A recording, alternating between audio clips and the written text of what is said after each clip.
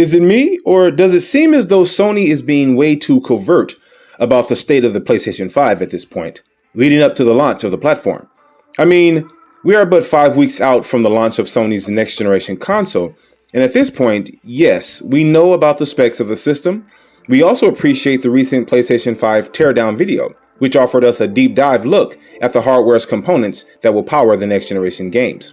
We have also seen games supposedly running on the system, as most gameplay trailers list the footage as captured on PlayStation 5, which is satisfying in most cases. However, unlike the Xbox Series X, which as of recently is now in the hands of many prominent YouTubers and media outlets who have shown countless videos of the system flexing its might. And while Microsoft does not allow footage of the UI, which is completely understandable, I don't know about you, but we have yet to see the PlayStation 5 out in the wild, officially in running games out of Sony's control. We are sure the PlayStation 5 will be great, but we are still left wondering. We reported on this very subject concerning the Xbox Series X not too long ago, when we stated that it was not a good look for every single game coming to the Xbox Series X to be represented on PC with no Series X versions in sight. However, since then, Microsoft has doubled down with significant transparency to update gamers that know our new hardware is not just smoke and mirrors, by placing the hardware in the hands of gamers for a more practical test run of the hardware. And as a result, based on what we have seen thus far, the Xbox Series X impressively comes as advertised. On the Sony front, the narrative isn't as peachy.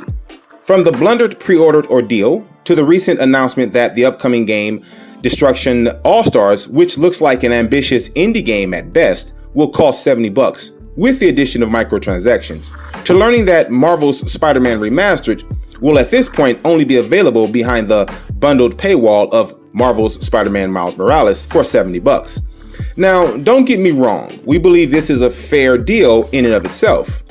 Yet it does become a serious problem when a PlayStation 4 user who already bought the game has to now shovel out $70 to play a prettier version of a game they already own. That makes no sense. Why not thank the PlayStation 4 users who bought and loved the game and then offer the remastered version to them for free via the PlayStation 5? I mean, it only makes sense. Or are you simply trying to price hike the experience to get as many $70 grabs as possible? We find this to be quite interesting.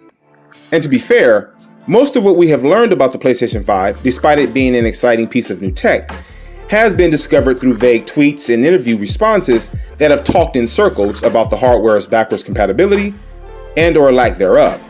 Full transparency doesn't seem to be at the top of Sony's list of priorities nowadays. I mean, we were never told straight up that the PlayStation 5 would not be backwards compatible with PlayStation 1, PlayStation 2, or PlayStation 3 games from the start. Sony sort of glazed over that fact with impersonal tweets that shared that the PlayStation will run at least 95% of the PlayStation 4 library, which is great. But Sony, just give us a straight answer.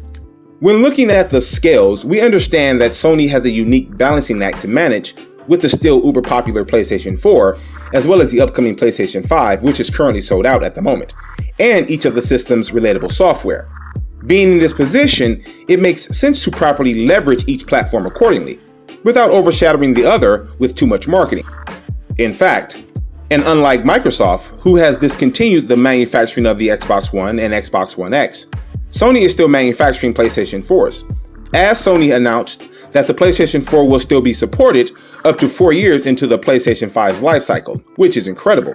Yet, we still basically know nothing about the PlayStation 5. However, the hardware is still launching in 5 weeks. We need to know more about the system. For many PlayStation faithful, these concerns don't matter, and I get that. You just want to play the games you love from Sony's massive and proven list of awesome games and upcoming titles, and you trust that these concerns will work themselves out. Again, I get it. However, these are fair concerns, and some of which could be asked of the competition as well, yet not as many. And in Sony, we are talking about the current market leader. We have seen how the Xbox Series X handles amazing features like Quick Resume, and also we understand how to expand the Series X internal SSD storage, despite it being crazy expensive. Does the PlayStation 5 have a Quick Resume option? And how does a PlayStation 5 user expand their internal SSD storage? Interestingly, Sony feels more than inclined to talk sales predictions, as PlayStation CEO Jim Ryan, in a recent interview, predicted that the PlayStation 5 would sell more in its fiscal year than we sold in the first fiscal year at the time of the PS4 launch. And that is wonderful news for the hardware giant. But Jim, could you explain to us how the Create button, which has replaced the Share button on the new DualSense controller, works?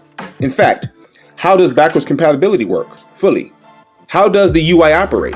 And how does it look? What is the cost of next generation games specifically?